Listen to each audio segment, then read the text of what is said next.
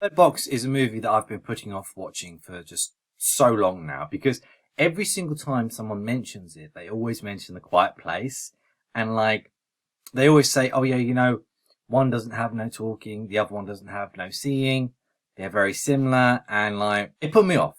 It put me off. And, being that there is a new one coming out this Friday, I thought now was the best time to watch the movie. Whilst there are parallels with stuff like the family trying to survive and not being able to come in direct contact with the creature, the thing that really separates them is the split narrative, because that's what Bird Box does. You have a story in the present day with them going like down a river trying to survive, whilst in the flashbacks, literally, this escalates from like day one, and like Valerie, Sandra Bullock's character, going all the way through like to present day. And it's really, really interesting. It's really, really well done.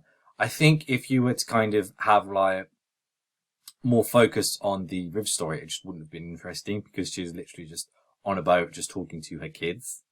And like these flashback scenes actually breathe life and actually make you care about the characters that you're watching. Valerie, not Valerie, by the way. Little mistake. And like the flashbacks throughout the film, they build tension. Like usually flashbacks are used to kind of build the narrative, but with this, they're kind of used to make the present day scenes more interesting, and it works. Like the flashbacks have a lot of tension, and like right from the get go, like you have no idea what's going on.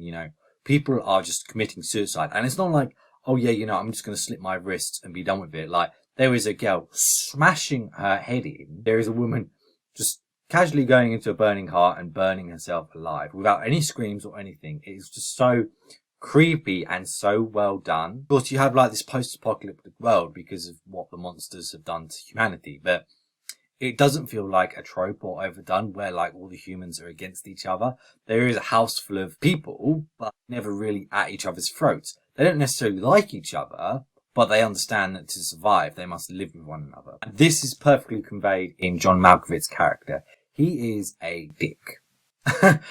Like, before the apocalypse happened, and like currently, he is a dick. He doesn't like people. He always tells them they're going to do a bad mistake and they're going to die for it, which in some instances he is right.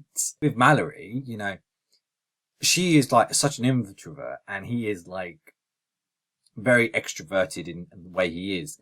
And even though that he is a dick and they don't really get on, their kind of connection with each other is extremely well done, and it makes you just care about both of them a lot more. Could have gone the route with him trying to kill Mallory in this, because his wife was trying to save her because she fell over, and in the end it ended up in her committing suicide. He had a gun. He could have literally just pointed at her, blew her head off and be done with it, but instead what you do is a more interesting character study. You have this kind of begrudging feeling to begin with, and a dislike, and then like slowly you kind of warm up, and it's never done like in a romantic way or like in a touchy-feely way, and I do love that because she is just like, you're a dick, but I like you.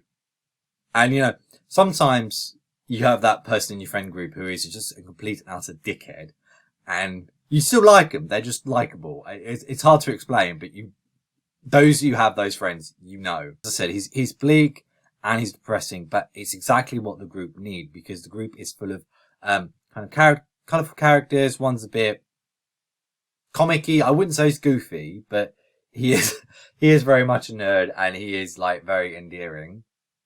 And then of course you've got like a few love interests in there, but for me, he is probably the most complex character.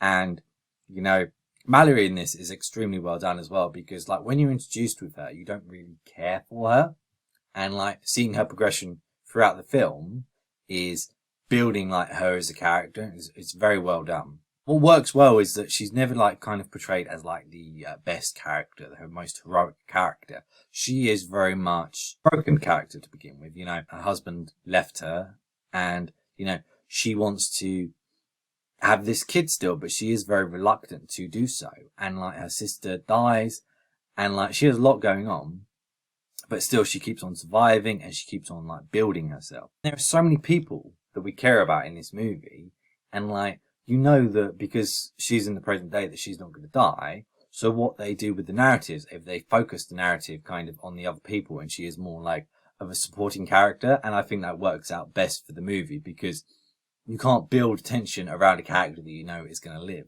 So building it around the other people is fantastic. And like, sometimes you don't even figure out what happens to the people because they just literally just disappear and they go somewhere on their own and you never hear from them again. And I love that because it leaves it up to the viewer's interpretation. It's such a clever way of doing things. As I said, she goes through like a whole character arc. You have her being like a recluse to like a kind of supporting role to kind of a reluctant mother, and then you go on from there. It's an awesome journey, and like you wouldn't get something like that in A Quiet Place. As much as I enjoy The Quiet Place, it's not that complex as a story. It's very cookie cutter in certain elements. One of the things I absolutely love about this movie is the monster, because you never get to see it, and that is so interesting and thought-provoking, right? You have this scene with this guy and he has like all these pictures of this monster, and like you could have leaves it to the viewer's interpretation, you know. You could go, oh yeah, this is what the monster looks like. This is what the monster, or you could go, no, he's just nuts. You know, none of them are what the monster looks like. And because you never get a clear visual of it, it's perfect. It's absolutely perfect. You get a few shadowy things and a few bits where like the leaves raise up, but like you never ever see it. And you get like the bit with like the eyes going like dead, and then they're committing suicides and they're hearing like people's voices, and like usually it's people who have died and they were close to, and you never know like why or how they're doing it. And of course, you know, it's just great. It's just absolutely amazing just how complex this story is when you truly really like sit down and actually think about it. I think this movie is perfect for a first watch. I can't say how good it is like on a rewatch. You probably notice a few things that you didn't before, but first time watching it, I absolutely loved it. It was fantastic, and I know that it's getting a sequel, but I kind of don't want it to have a sequel because it's just so good and I want it to be left alone. But I'm still going to watch it on Friday. I'm still looking forward to it, and fingers crossed the new one is as good.